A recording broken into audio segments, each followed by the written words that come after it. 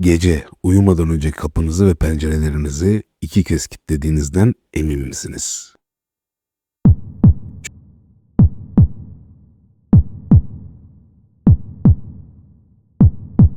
Çünkü 1985 yılının Los Angeles'ında tek bir açık pencere veya unutulmuş bir kilit, saf kötülüğün içeri girmesi için yeterliydi. O karanlıkta beliren kurbanlarına "şeytana yemin et" diye bağıran ve geride hiçbir iz bırakmayan bir kabustu. Bugün sadece bir seri katili değil, çocukluğu travmalarla zehirlenmiş, beyni darbelerle sarsılmış ve bir canavara dönüştürülmüş Richard Ramirez'i, yani gece avcısını konuşacağız. Şimdi çocukları ekranlardan uzaklaştırın. Zira bu olay insanda travmalara neden olabilir. Hazırsan anlatıyorum.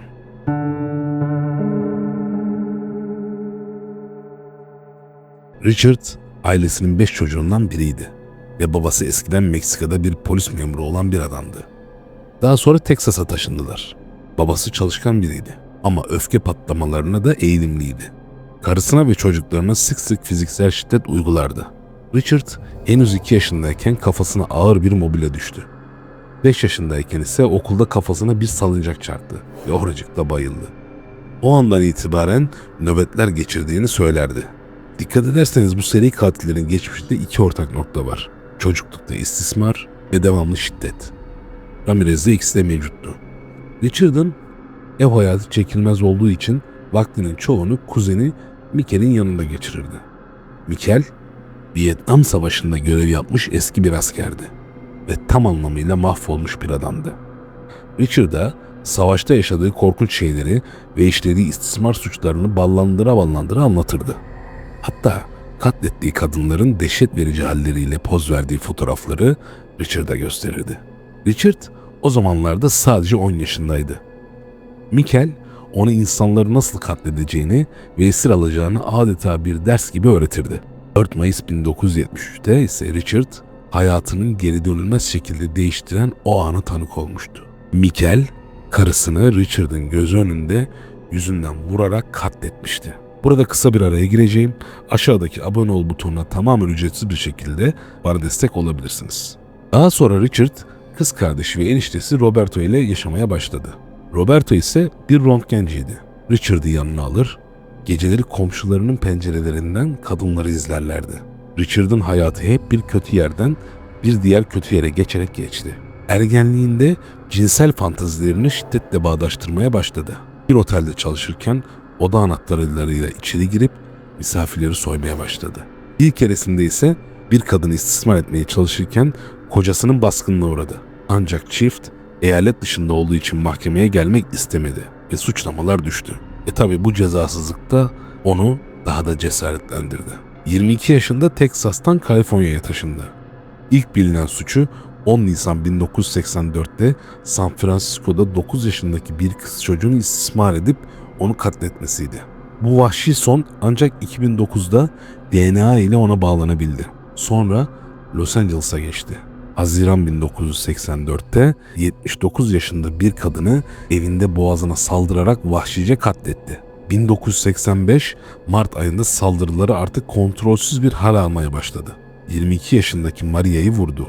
Maria şans eseri elindeki anahtarların kurşunu sektirmesiyle hayatta kaldı. Ama ev arkadaşı Dale onun kadar şanslı değildi. 27 Mart 1985'te Vincent ve Maxine çiftine saldırdı. Vincent'ı uykusunda katletti. Maxine işkence etti. Maxine yataktaki boş tüfekle ona karşılık vermeye çalıştı. Ama silah patlamayınca Richard onu vurdu ve kadının gözlerini oyup bir mücevher kutusuna koyarak yanına aldı. Polis olay yerindeki spor ayakkabı izlerinden ve kullanılan mermilerden bir seri katilin dışarıda olduğunu anladı. Mayıs ve Temmuz aylarında yaşlı çiftlere ve kadınlara yönelik korkunç saldırılarına devam etti. Kurbanlarına çekişle vuruyor, elektrik veriyor, istismar ediyor ve duvarlara rujla pentagramlar çiziyordu. Bazı kurbanlarına "şeytana yemin et" diye bağırıyordu. Polis bir basın toplantısı düzenleyerek halkı uyardı ve ona gece avcısı adını verdi.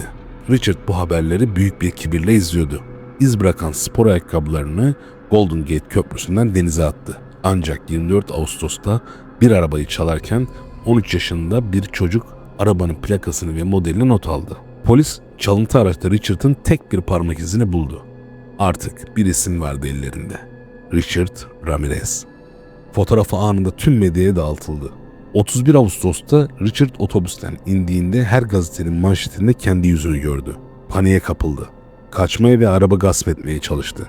Ama yanlış mahalleye, Doğu Los Angeles'a girmişti. Mahalleli onu hemen tanıdı.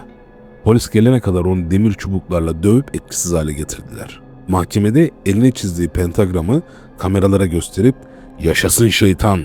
diye bağırdı. İşin en sinir bozucu yanı pek çok kadının ona hayranlık duymasıydı. Ona yüzlerce aşk mektubu gönderiyorlardı. Hatta jürideki kadınlardan biri ona aşık olmuştu. Richard 1989'da 13 cinayet ve pek çok suçtan idam cezasına çarptırıldı. Hapisteyken kendisine 75 mektup yazan Doran isimli bir hayranıyla 1996'da evlendi. Ancak Doran, Richard'ın 9 yaşındaki çocuğu katlettiğini öğrenince onu terk etti. Sanki diğer cinayetler sorun değilmiş gibi. Richard 23 yıl boyunca idam sırasını bekledi. Ama 2013 yılında 53 yaşındayken hastalıktan öldü. O gerçek bir kabus hikayesi gibiydi. İnsanların evlerine rastgele girip kabuslar yaşatan birisiydi. Richard Ramirez. Sizce suçlu mu doğdu yoksa suçlu mu yapıldı? Yorumlarda cevaplarınızı bekliyorum. Ekrana çıkan diğer listelerden diğer olayları da izleyebilirsiniz. Eyvallah.